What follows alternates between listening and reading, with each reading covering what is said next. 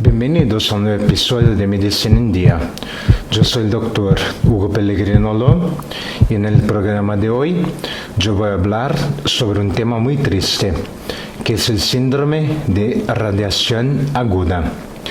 Después de 30 años de Chernóbil y al final de la Guerra Fría, el presidente ruso Vladimir Putin está ocultando muchas cosas de sus ciudadanos y eso ya resultó en muchos muertos en el país y distintas ciudades fueron desocupadas por el efecto del síndrome de radiación aguda. El 18 de agosto de 2019, el Wall Street Journal informó que 2 estaciones de monitoreo rusas diseñadas para detectar radiación nuclear se quedaron sin comunicación poco después de la explosión en un sitio de prueba de misiles este mes, lo que generó preocupación entre los observadores de que el gobierno ruso está tratando de reducir la evidencia del accidente. 2 días después de la explosión de un supuesto misil de crucero de propulsión nuclear, el 8 de agosto, 2 estaciones de monitoreo más cercanas al lugar del accidente dejaron de transmitir datos, dijo al Wall Street Journal Lasina Serbo, el director de la Organización del Tratado de Prohibición Completo de Pruebas Nucleares. Las estaciones de monitoreo rusas, Shavandas, Dobna y Kirov, nombradas por sus ubicaciones, fueron contactadas inmediatamente sobre la interrupción de datos. Serbo escribió en un correo electrónico el domingo al Wall Street Journal y las autoridades rusas respondieron que se enfrentaban a un problema de comunicación y red. Estamos a la espera de más informes sobre cuándo las estaciones o el sistema de comunicación serán restaurados a plena funcionalidad, agregó Serbo.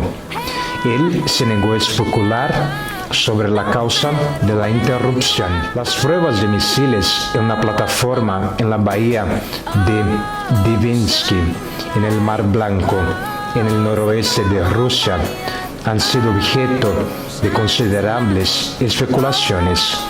El presidente norteamericano Donald Trump dijo que se trataba de un misil de crucero de propulsión nuclear avanzado, que fue denominado Skyfall por la Organización del Tratado del Atlántico Norte y que Rusia llama Burevestnik. Las estaciones de monitoreo tripuladas son parte de una red internacional de cientos de estaciones establecidas para verificar el cumplimiento del Tratado de Prohibiciones Completa de Pruebas Nucleares, que a nivel mundial prohíbe las pruebas de armas nucleares. Las naciones participantes son responsables de la gestión de las estaciones nucleares. Según la CNN, la Organización para el Tratado de Prohibición Completa de Pruebas Nucleares tiene 80 estaciones de radionuclidos en todo el mundo que miden la atmósfera en busca de partículas radioactivas, dice el documento, y agrega que solo estas mediciones pueden proporcionar una indicación clara si una explosión detectada por los otros métodos fue realmente nuclear o no. Funcionarios estadounidenses creen que la explosión mortal fue causada durante las pruebas del misil ruso SSC-X9, que la OTAN designó como el nombre en clave Skyfall. Se cree que el misil usa un reactor nuclear para ayudar a impulsar su vuelo, dándole una capacidad de volar más tiempo que un misil convencional. La explosión en el sitio de misiles que resultó en la muerte de 5 científicos militares rusos fue objeto de intensas especulaciones, ya que Moscú proporcionó pocos detalles sobre el incidente y el Kremlin dijo que solo ocurren accidentes. La misteriosa perturbación de las estaciones de radionuclidos que rastrean partículas radioactivas en la atmósfera ocurre cuando las autoridades rusas dan versiones contrastantes del nivel de radiación liberada por la explosión. Las autoridades locales informaron un breve aumento de la radiación después del incidente, pero el Ministerio de Defensa de Rusia dijo que los niveles de radiación eran normales. Las autoridades rusas también suspendieron la evacuación de una aldea en el norte de Rusia, cerca del sitio donde se sospecha la prueba de misiles, informó la agencia estatal de noticias rusa TASS en la semana del 14 de agosto de 2019. La misma semana, la Autoridad de Seguridad Nuclear y Radiación de Noruega dijo que se detectaron pequeñas cantidades de yodo radioactivo en una estación de filtro de aire una semana después de la explosión envuelta en misterio. Más recientemente, según la agencia de noticias Reuters, la primera planta de energía nuclear flotante de Rusia partió el viernes 23 de agosto de 2019 del puerto ártico de Murmansk para alimentar una de las regiones más remotas del país, causando preocupaciones ambientales.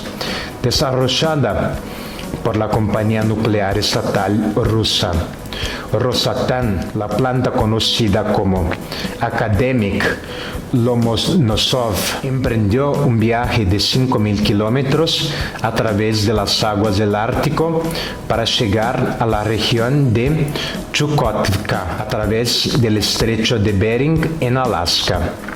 La planta de energía nuclear reemplazará una planta de carbón y una planta de energía nuclear que suministra electricidad a más de 50.000 personas en la ciudad de Pevek. Rosatom dice que la planta es segura y podría servir como una nueva fuente de energía para las comunidades más aisladas del mundo, pero los ambientalistas han expresado su preocupación por el riesgo de accidentes nucleares. El Greenpeace lo llamó el Titanic nuclear. Creemos que una planta de energía nuclear flotante es una forma excesivamente arriesgada y costosa de obtener energía, dijo a Reuters Rashid Alimov de Greenpeace Russia. Él agregó que la unidad no fue construida para satisfacer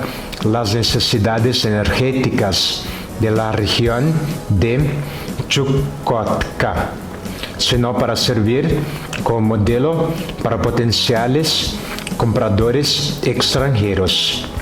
Cuando se le pidió que comentara la declaración de Greenpeace, Rosatom dijo: en lugar de ver a Akademik Lomonosov como una oportunidad para el suministro de energía limpia, verde y estable en condiciones adversas y remotas, asusta a los consumidores. Rosatom dijo que la planta fue capaz de soportar con seguridad un espectro completo de escenarios negativos, incluidos los desastres naturales y provocados por el hombre. Sergei Ivanov, representante especial del presidente ruso para asuntos ambientales y de transporte, dijo que la planta fue visitada por expertos de la Agencia Internacional de Energía Atómica durante su construcción. No hubo una sola observación o preocupación expresada sobre su seguridad ecológica, dijo Ivanov en una ceremonia para conmemorar el lanzamiento de la planta.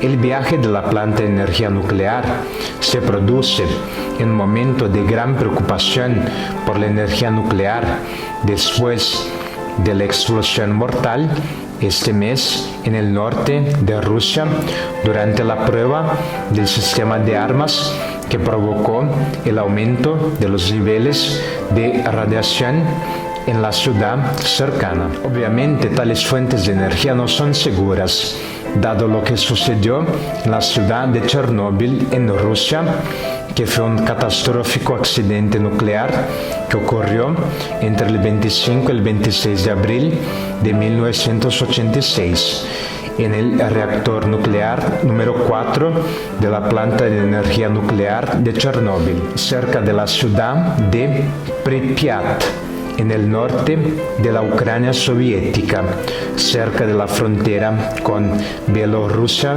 soviética.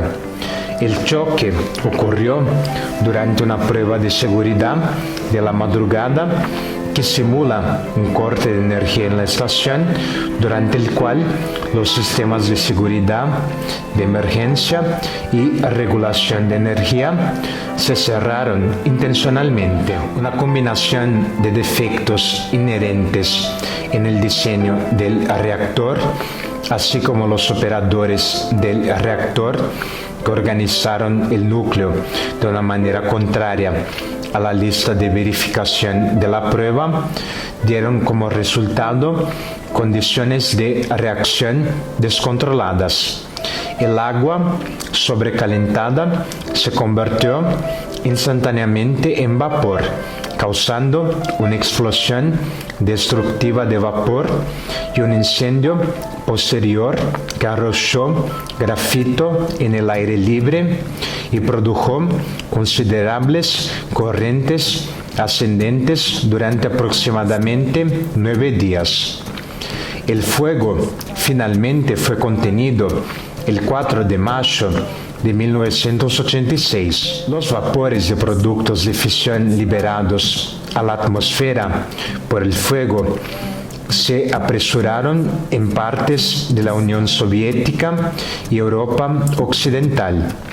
El inventario radioactivo estimado liberado durante la fase más cálida del incendio fue aproximadamente igual en magnitud a los productos de fisión en el aire liberados en la explosión inicial. El número total de víctimas, incluidas las víctimas del desastre, sigue siendo un tema controvertido y controverso. Durante el accidente, los efectos de la explosión de vapor causaron 2 muertes dentro de la instalación, una inmediatamente después de la explosión y otra por una dosis letal de radiación. En los próximos días y semanas, 134 militares fueron hospitalizados con síndrome de radiación aguda, de los cuales 28 bomberos y miembros del personal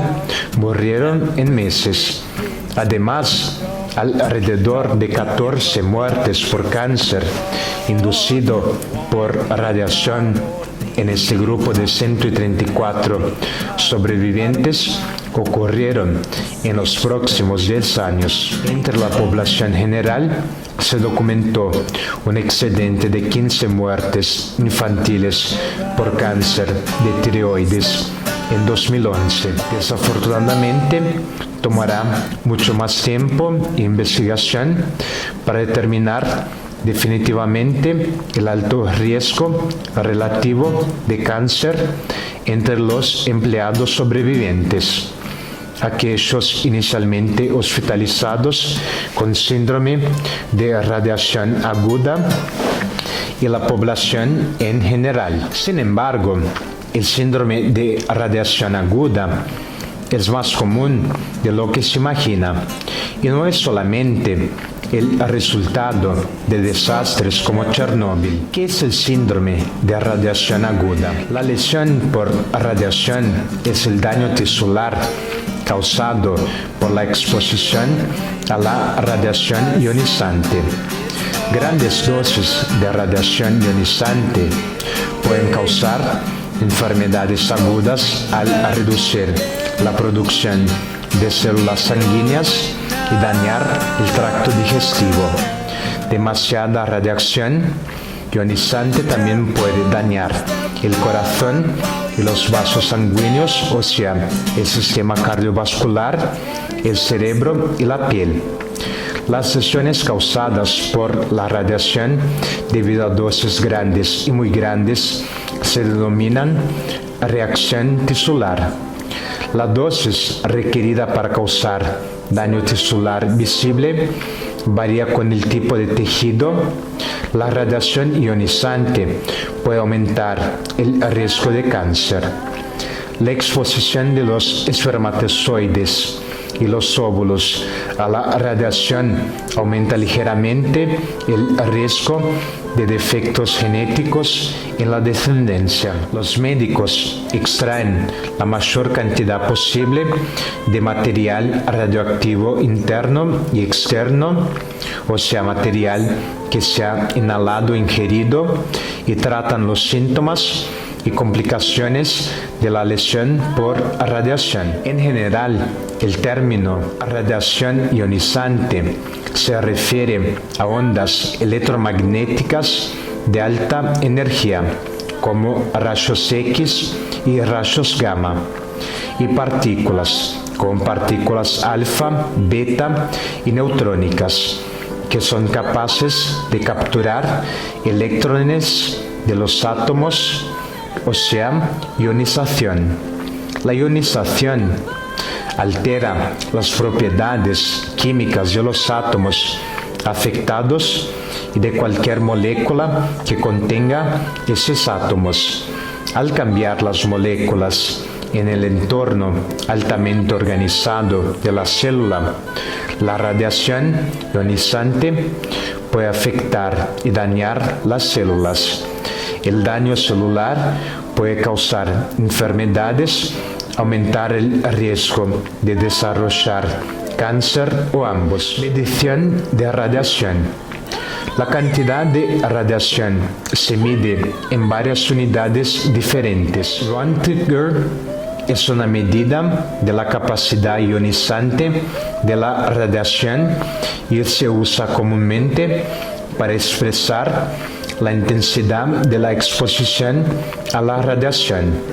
El nivel de radiación al que están expuestas las personas y la cantidad depositada en su cuerpo puede diferir. El Gray y el Sievert se miden por las dosis de radiación, que es la cantidad de radiación depositada sobre la materia, y son las unidades utilizadas para medir la dosis en humanos después de la exposición a la radiación. El Gray y el Sievert son similares, excepto que el Sievert puede considerar la efectividad de diferentes clases de radiación para causar daño y la sensibilidad de los diferentes tejidos del cuerpo a la radiación. Los niveles de dosis baja se miden en micrograys. La radiación ionizante es emitida por sustancias radioactivas, o sea, radioisótopos, como el uranio, el radio y el plutonio, pero también puede ser producida por dispositivos como los dispositivos de rayos X y la radioterapia. Contaminación versus irradiación. Las dosis de radiación de una persona se puede aumentar de dos maneras: contaminación y irradiación. Muchos de los accidentes de radiación más importantes han expuesto a las personas a ambos. La contaminación es el contacto y la retención de material radioactivo, generalmente en forma de polvo o líquido. La contaminación externa es aquella en que la piel o la ropa de la cual puede caerse o rasparse, contaminando a otras personas y objetos. La contaminación interna consiste en material radioactivo depositado en el cuerpo que puede ingresar si se ingiere, inhala o atraviesa la piel. Una vez en el cuerpo, el material radioactivo se puede transportar a varios lugares, como la médula ósea, donde continúa emitiendo radiación, aumentando la dosis hasta que se elimina o emite toda su energía, es decir, desintegración. La contaminación interna es más difícil de eliminar que la contaminación externa. La irradiación es la exposición a la radiación, pero no al material radioactivo, es decir, sin contaminación. Un ejemplo común es la radiografía de diagnóstico utilizada, por ejemplo, para evaluar un hueso fracturado. La exposición a la radiación puede ocurrir sin contacto directo entre las personas y la fuente de radiación, con material radioactivo o un dispositivo de rayos X. Cuando se elimina o apaga la fuente de radiación, la irradiación termina.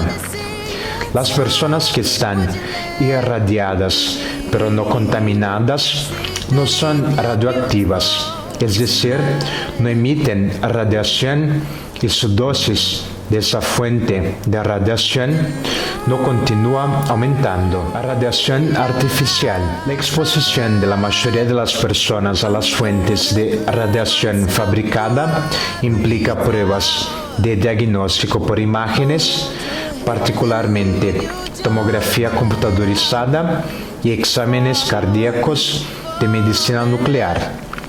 Las personas que reciben tratamiento de radiación para el cáncer pueden recibir dosis muy altas de radiación. Sin embargo, se hace todo lo posible para proporcionar radiación solo a los tejidos enfermos y minimizar la radiación a los tejidos normales. La exposición también se produce por otras fuentes fabricadas, como los accidentes por radiación y las consecuencias radioactivas de las pruebas previas de armas nucleares. Sin embargo, estas exposiciones representan una pequeña parte de la exposición anual de la mayoría de las personas. Los accidentes de radiación generalmente involucran a personas que trabajan con materiales radioactivos y fuentes de rayos X, como irradiadores de alimentos, fuentes de radiografía industrial y dispositivos de rayos X. Esos trabajadores pueden recibir dosis significativas de radiación. Estas sesiones comúnmente resultan del incumplimiento de los procedimientos de seguridad. La exposición a la radiación también se produjo por fuentes industriales o médicas perdidas o robadas que contienen grandes cantidades de material radioactivo. También se han producido lesiones por radiación en pacientes que reciben radioterapia y ciertos procedimientos médicos guiados por rayos X, pulsados que muestran una imagen radiográfica en movimiento en una pantalla, como por ejemplo una fluoroscopía. Algunas de estas lesiones a pacientes resultan de accidentes o mal uso, pero a veces, en casos más complejos, el uso adecuado de esos procedimientos puede causar complicaciones inducidas por la radiación y reacciones tisulares inevitables. Efectos de radiación. Los efectos nocivos de la radiación, es decir, la gravedad de la reacción del tejido, depende de varios factores: la cantidad, o sea, la dosis, la velocidad de recepción de dosis, la duración de la exposición corporal, la sensibilidad de tejidos específicos a la radiación, la presencia de anomalías genéticas que perjudican la reparación normal del ADN, la edad de la persona en el momento de la exposición, el estado general de salud de la persona antes de la exposición. Una sola dosis rápida de radiación en todo el cuerpo puede ser mortal, pero la misma dosis total aplicada en semanas o meses puede tener efectos mucho menores. Los efectos de la radiación también pueden depender del porcentaje de exposición del cuerpo. Por ejemplo, más de 6 micrograys pueden ser fatales cuando la dosis de radiación abarca todo el cuerpo. Sin embargo, cuando se concentra en un área pequeña y se extiende durante un periodo de semanas o meses, como en el tratamiento con radioterapia contra el cáncer, esa cantidad se puede administrar 10 o más veces sin lesiones graves. Algunas partes del cuerpo son más sensibles a la radiación. Los órganos y tejidos donde las células se multiplican rápidamente, como el intestino y la médula ósea, están más dañadas por la radiación que los tejidos cuyas células se multiplican más lentamente, como los músculos y las células cerebrales. La glándula tiroidea es susceptible al cáncer después de estar expuesta al yodo radioactivo, porque el yodo radioactivo se concentra en ella. Radiación en niños. En los niños, algunos órganos y tejidos, como el cerebro, el cristalino del ojo y la glándula tiroides, son más sensibles a la radiación que en los adultos. Sin embargo, algunos tejidos en los niños no son más sensibles a la radiación que en los adultos, y algunos, como los ovarios, en realidad son menos sensibles. Las razones de las diferencias son complicadas y aún no se comprenden completamente, pero los médicos creen que la mayor sensibilidad de algunos tejidos en los niños se debe, al menos en parte, al hecho de que las células de los niños crecen y maduran más rápido y pasan por muchas más divisiones celulares que los adultos. El feto es sensible al daño por radiación porque las células fetales se dividen muy rápidamente y se diferencian de células inmaduras a maduras. En el feto, una exposición superior a 300 micrograys durante 8 a 25 semanas después de la concepción puede causar una inteligencia reducida y un bajo rendimiento escolar. Pueden producir defectos congénitos debido a la exposición en el útero a altas dosis de radiación. Sin embargo, a dosis menores de 100 micrograys, particularmente a las dosis aún más bajas que se usan en las pruebas de diagnóstico por imágenes que una mujer embarazada puede sufrir normalmente, no hay un aumento aparente que exceda el riesgo normal de tener un hijo con un defecto de nacimiento. La radiación y cáncer. La gran exposición a la radiación aumenta el riesgo de cáncer debido al daño al material genético, o sea, al ADN, en las células que sobreviven a la radiación. Sin embargo, la radiación es una causa menos significativa de cáncer de que la gente podría suponer.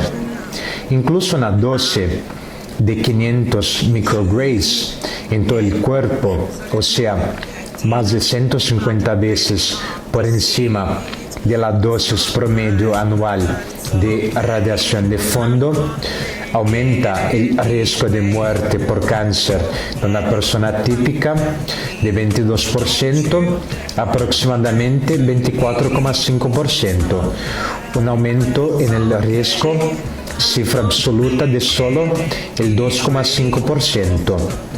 En un feto o en un niño, el riesgo de cáncer inducido por radiación es varias veces mayor que en un adulto. Los niños pueden ser más susceptibles porque sus células se dividen con mayor frecuencia y tienen una vida más larga durante la cual se puede desarrollar cáncer. El riesgo permanente de morir de cáncer para un niño de 1 año que se somete a una tomografía computadorizada del abdomen puede aumentar en aproximadamente un 0,1%. Síntomas. Los síntomas dependen de si la exposición a la radiación incluye todo el cuerpo o se limita a una pequeña parte del cuerpo. A dosis altas, la exposición a todo el cuerpo causa enfermedad por radiación aguda, mientras que la exposición parcial al cuerpo causa daño por radiación local. Enfermedad por radiación aguda. La enfermedad por radiación aguda generalmente ocurre en personas cuyo cuerpo entero ha estado expuesto a dosis muy altas de radiación de una vez o en un periodo corto de tiempo. Los médicos dividen la enfermedad por radiación aguda en 3 grupos o síndromes según el sistema de órganos principales afectados, aunque esos grupos se superponen: síndrome hematopoyético, síndrome gastrointestinal y síndrome cerebrovascular. La enfermedad por radiación aguda generalmente progresa en 3 etapas: síntomas tempranos como náuseas, pérdida de apetito, vómitos, cansancio, y cuando se reciben dosis de radiación muy altas, diarrea, en conjunto llamada pródromo. Un periodo sin síntomas, o sea, una fase latente. Varios patrones de síntomas dependen de la cantidad de radiación recibida. El síndrome que se desarrolla, su gravedad y su tasa de progresión dependen de la dosis de radiación. A medida que aumenta la dosis, los síntomas se desarrollan antes, progresan más rápido, por ejemplo, desde síntomas prodrómicos hasta varios síndromes del sistema de órganos y se vuelven más graves. La gravedad y la evolución temporal de los síntomas iniciales son bastante consistentes de persona a persona para una cierta cantidad de exposición a la radiación. Por lo tanto, los médicos a menudo pueden estimar la exposición a radiación de una persona en función del momento, la naturaleza y la gravedad de los síntomas tempranos. Sin embargo, la presencia de lesiones, quemaduras o ansiedad severa puede complicar esta estimación. El síndrome hematopoyético es causado por los efectos de la radiación en la médula ósea, el bazo y los ganglios linfáticos, que son los principales sitios de producción de células sanguíneas, o sea, la hematopoiesis. La pérdida de apetito, la anorexia, el letargo, las náuseas y los vómitos empiezan de 1 a 6 horas después de la exposición a 1 a 6 grays de radiación. Estos síntomas desaparecen dentro de las 24 o 48 horas posteriores a la exposición y la persona se siente bien durante una semana o más. Durante ese periodo libre de síntomas, las células productoras de sangre en la médula ósea, el bazo y los ganglios linfáticos empiezan a degradarse y no se reemplazan, lo que resulta en insuficiencia leucocitaria severa, seguida de una escasez de plaquetas y más tarde de eritrócitos. Los glóbulos blancos insuficientes pueden provocar infecciones graves. La escasez de plaquetas puede conducir a un sangrado incontrolado. La insuficiencia de glóbulos rojos, o sea, la anemia, causa fatiga, debilidad, palidez y dificultad para respirar durante el esfuerzo físico. Si las personas sobreviven después de 4 a 5 semanas, las células sanguíneas empiezan a producirse nuevamente, pero las personas se sienten débiles y cansadas durante meses y tienen un mayor riesgo de cáncer. El síndrome gastrointestinal se debe a los efectos de la radiación en las células que recubren el tracto digestivo. La enfermedad, los vómitos y la diarrea pueden empezar en menos de 1 hora después de la exposición a 6 grays o más de radiación. Los síntomas pueden conducir a una deshidratación severa, pero desaparecen en 2 días. Durante los siguientes 4 o 5 días, o sea, la fase latente, la persona se siente bien, pero las células que recubren el tracto digestivo, que normalmente actúan como una barrera protectora, mueren y son expulsadas. Después de este periodo, la diarrea severa se repite, a menudo con sangre, nuevamente causando deshidratación. Las bacterias del tracto digestivo pueden invadir el cuerpo y causar infecciones graves. Quienes reciben esa cantidad de radiación también padecen el síndrome hematopoyético, que provoca hemorragias, infecciones y aumenta el riesgo de muerte. Después de la exposición a 6 grays o más de radiación, la muerte es común. Sin embargo, con atención médica avanzada, es posible que alrededor del 50% de las personas puedan sobrevivir. El síndrome cerebrovascular ocurre cuando la dosis de radiación total excede de 20 a 30 grays. Las personas rápidamente manifiestan confusión, náuseas, vómitos, diarrea con sangre, temblores y conmoción. La fase latente es breve o inexistente. En solo unas pocas horas, la tensión arterial baja, acompañada de convulsiones y coma. El síndrome cerebrovascular es mortal durante un periodo de horas a 1 a 2 días. Lesión local por radiación. La radioterapia para el cáncer es una de las causas más comunes de daño por radiación local. Los síntomas dependen de la cantidad de radiación, la velocidad a la que se recibió y el área del cuerpo tratada. pueden producirse náuseas, vómitos y pérdida de apetito durante o poco después de la irradiación en el cerebro o el abdomen. Grandes cantidades de radiación sobre un área limitada del cuerpo a menudo dañan la piel que cubre esa área. Los cambios en la piel incluyen adelgazamiento del cabello, enrojecimiento, descamación, úlceras y posiblemente adelgazamiento de la piel y dilatación de los vasos sanguíneos justo debajo de la superficie de la piel, o sea, arañas vasculares. La radiación en la boca y la mandíbula inferior puede causar sequedad permanente en la boca, lo que aumenta la caries dental y el daño en la mandíbula inferior.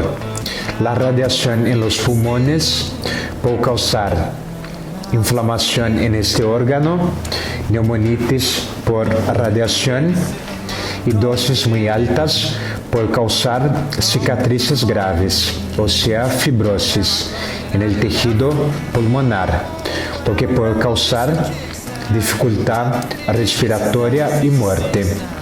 El corazón y su capa protectora, o sea, el pericardio, pueden inflamarse después de una radiación extensa en el pecho, causando síntomas como dolor en el pecho y falta de aire.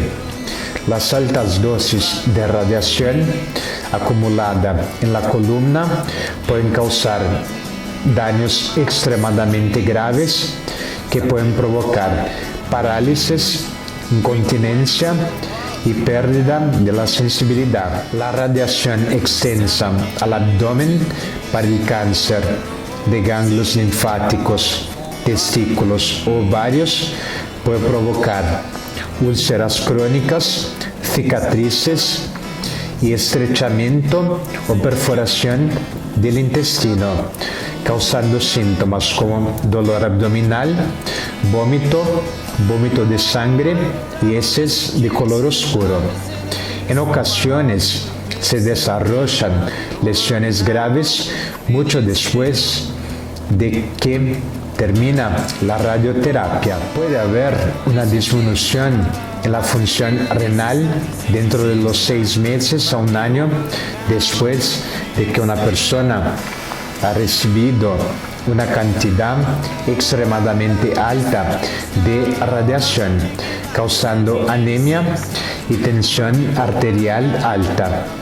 Las altas dosis de radiación acumulada en los músculos puede causar una afección dolorosa que incluye desgaste muscular, o sea, atrofia y formación de depósitos de calcio en el músculo irradiado. En ocasiones, la radioterapia puede provocar un nuevo tumor maligno. Estos cánceres inducidos por la radiación aparecen 10 años o más después de la exposición. Diagnóstico. Síntomas, gravedad de los síntomas y el tiempo de aparición de los síntomas después de la exposición a la radiación. El recuento de linfocitos para determinar la gravedad de la exposición. La exposición a la radiación puede ser evidente según la historia de uno. Se sospecha una lesión por radiación cuando las personas desarrollan síntomas de enfermedad de la piel o enrojecimiento o dolor después de recibir radioterapia o exponerse durante un accidente por radiación. El tiempo hasta que se desarrollan los síntomas puede ayudar a los médicos a estimar la dosis de radiación. No existen pruebas específicas para diagnosticar la exposición a la radiación, aunque se pueden realizar ciertas pruebas para detectar infecciones, una disminución en el recuento de células sanguíneas o mal funcionamiento de los órganos. Para determinar la gravedad de la exposición a la radiación, se mide la cantidad de linfocitos, o sea, un tipo de glóbulo blanco. En general, cuanto menor sea el número de linfocitos dentro de las 48 horas posteriores a la exposición, peor será la exposición a la radiación. La contaminación radioactiva, a diferencia de la irradiación, a menudo se puede determinar inspeccionando el cuerpo de la persona con un contador Geiger-Müller, un dispositivo que detecta la radiación. Las señales de radioactividad también se controlan recolectando secreciones de la nariz, la garganta y cualquier lesión. Los primeros síntomas de la enfermedad por radiación aguda, o sea, náuseas, vómitos y temblores, también pueden ser causadas por la ansiedad. Debido a que la ansiedad es común después de incidentes terroristas y nucleares, las personas no deben entrar en pánico cuando desarrollan estos síntomas, particularmente si la cantidad de exposición a la radiación es desconocida y puede haber sido pequeña. Prevención. Después de la contaminación ambiental de alto nivel por una propagación de un accidente en una planta de energía nuclear o la liberación intencional de material radioactivo, las personas deben seguir los consejos de los funcionarios de salud pública. Esa información generalmente se transmite por televisión y radio. Se puede aconsejar a las personas que evacúen el área contaminada o que se protejan donde sea que estén. La recomendación de evacuación o refugio depende de muchos factores, incluido el tiempo transcurrido desde la liberación inicial, si la liberación se detuvo, las condiciones climáticas, la disponibilidad de refugios adecuados y las condiciones de la carretera y el tráfico. Si se recomienda refugio, un refugio de concreto o una estructura metálica, particularmente uno debajo del suelo, como en un sótano, es la mejor opción. A medio camino entre la parte superior e inferior de un edificio alto, cerca del centro, lejos de las ventanas, es la mejor opción cuando no hay un refugio subterráneo disponible. Se recomienda cambiarse y bañarse si las personas sospechan que pueden haber sido contaminadas con material radioactivo. Las personas pueden obtener tabletas de yoduro de potasio de las farmacias locales y algunas agencias de salud pública. Sin embargo, el yoduro de potasio solo es útil si se libera yodo radioactivo. No protege contra otros materiales radioactivos. Las personas con sensibilidad al yodo y ciertas afecciones de la tiroides deben evitar el yoduro de potasio.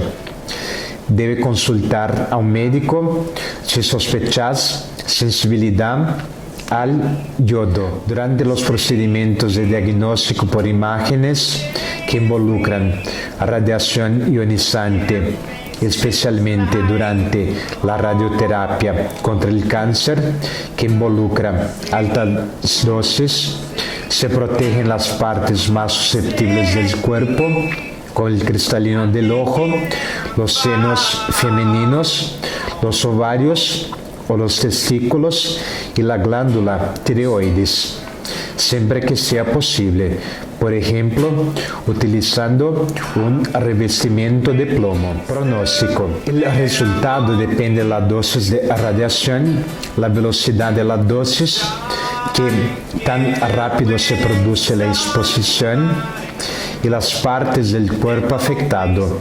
Otros factores incluyen el estado de salud de las personas y si reciben atención médica.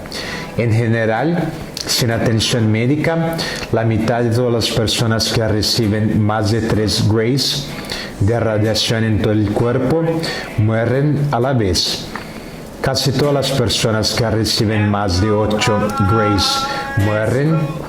Casi todas las personas que reciben menos de 2 grays se recuperan completamente en un mes, aunque pueden ocurrir complicaciones a largo plazo, como el cáncer.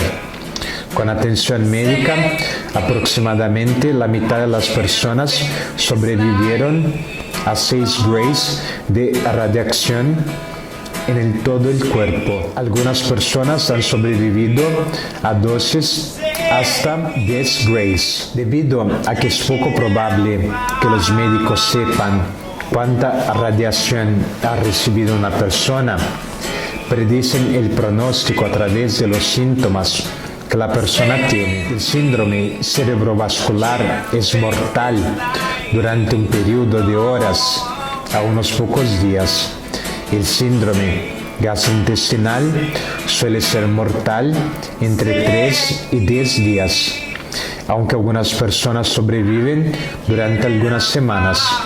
Muchas personas que reciben atención médica adecuada sobreviven al síndrome hematopoyético, dependiendo de la dosis de radiación y su estado de salud.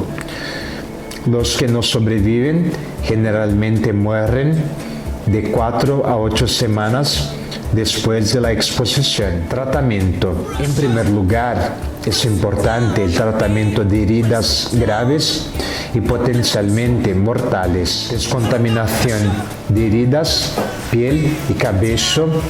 Tratamiento de la contaminación interna. A veces, medidas específicas para ciertos radionucleidos, tratamiento del sistema inmunitario comprometido, cuidado de apoyo. Las lesiones físicas graves se tratan antes del tratamiento de irradiación, ya que representan una amenaza de vida más inmediata. La irradiación no tiene tratamiento de emergencia, pero la persona puede controlarse cuidadosamente por la aparición de varios síndromes y los síntomas pueden tratarse a medida que surgen. La contaminación debe eliminarse rápidamente para evitar que el material radioactivo continúe irradiando hacia la persona y para evitar que el material radioactivo sea absorbido por el cuerpo. Las heridas contaminadas se tratan antes que la piel contaminada. Los médicos descontaminan las heridas lavándolas con una solución de agua con sal y limpiándolas con una esponja quirúrgica. Después de la descontaminación, se cubren las heridas para evitar una mayor contaminación mientras se lavan los otros sitios. La piel contaminada se debe frotar suavemente con grandes cantidades de agua tibia, o sea, no caliente, y jabón. Los pliegues de la piel y las uñas necesitan atención especial. Deben evitarse los productos químicos fuertes, los cepillos y los roces que pueden debilitar la piel. Si no es posible descontaminar el cabello con agua y jabón, es mejor cortarlo con unas tijeras que afeitarlo. El afeitado puede cortar la piel y permitir que la contaminación ingrese al cuerpo. La descontaminación de la piel y la herida debe continuar hasta que el contador Geiger-Müller muestre que no hay radioactividad o que prácticamente no exista. hasta que el lavado no reduzca sustancialmente la cantidad de radioactividad medida o hasta que la limpieza ponga en peligro la piel. Las quemaduras deben lavarse suavemente, pero no frotarse. Ciertas medidas pueden disminuir la contaminación interna. Las personas han ingerido recientemente una cantidad significativa de material radioactivo, puede provocar vómitos. Algunos materiales radioactivos tienen tratamientos químicos específicos que pueden reducir su absorción después de la ingestión o ayudar a acelerar su eliminación del cuerpo. El yoduro de potasio, si se administra poco antes o poco después de la contaminación interna con yodo radioactivo, previene de manera muy efectiva la absorción del yodo radioactivo de la glándula tiroides, reduciendo así el riesgo de cáncer de tiroides y lesiones de la glándula tiroidea. El yoduro de potasio solo es efectivo para el yodo radioactivo, no para otros elementos radioactivos. Otros medicamentos como el ácido detiletriaminopentaxético de calcio o zinc para plutonio, itrio, californio y americio, soluciones de fosfato de calcio o aluminio para estroncio radioactivo y azul de Prusia, para cesio, rubidio y talio radioactivo, se pueden administrar por vía intravenosa o oral para eliminar una fracción de ciertos radionucleidos después de que hayan ingresado al cuerpo. Sin embargo, a excepción del yoduro de potasio, que es muy efectivo, los medicamentos administrados para reducir la contaminación interna solo reducen en un 25 a 75%. La enfermedad y los vómitos pueden reducirse tomando medicamentos para prevenir los vómitos, o sea, antieméticos. Esos medicamentos se administran habitualmente a personas que reciben radiación o quimioterapia. La deshidratación se cura con sueros administrados por vía intravenosa. Las personas con síndrome gastrointestinal o hematopoyética se mantienen aisladas para minimizar su contacto con microorganismos infecciosos, para aumentar el número de células sanguíneas. Se administran transfusiones de sangre e inyecciones de factores de crecimiento como la eritropoyetina, el factor estimulante de colonias, que estimulan la producción de sangre. Ese tratamiento ayuda a reducir el sangrado y la anemia y ayuda a combatir las infecciones. Si la médula ósea está gravemente dañada, esos factores de crecimiento son ineficaces y a veces se realiza un trasplante de células madre hematopoyéticas.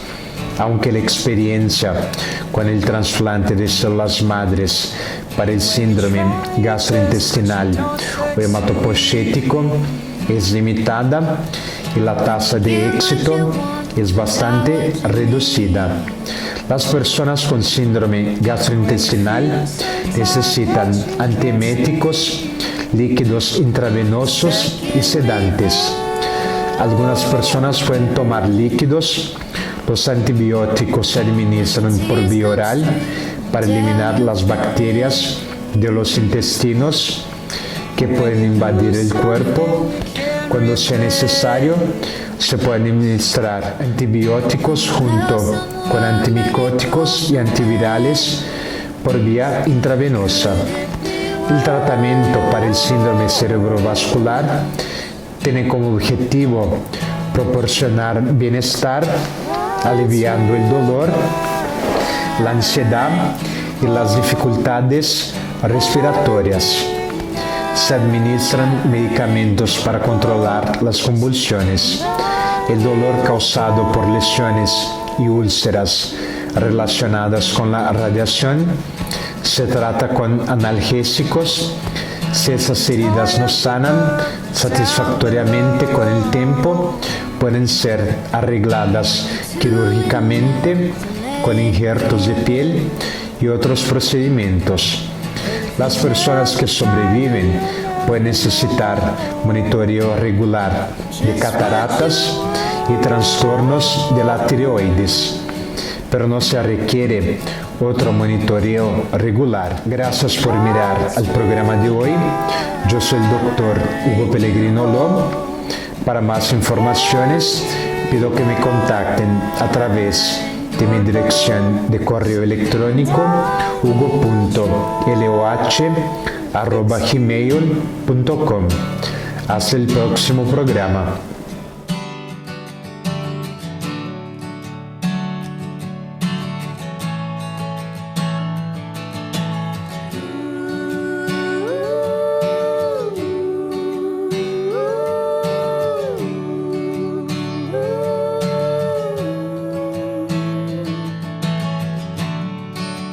Tears stream down your face when you lose something you cannot replace. Tears stream down your face, and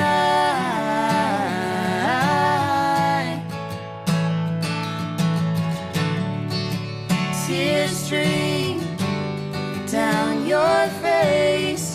I promise you I will learn from the mistakes.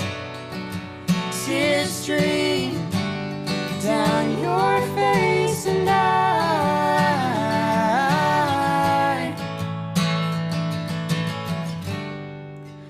lights will guide you home and ignite your bones, and I will try to fix you.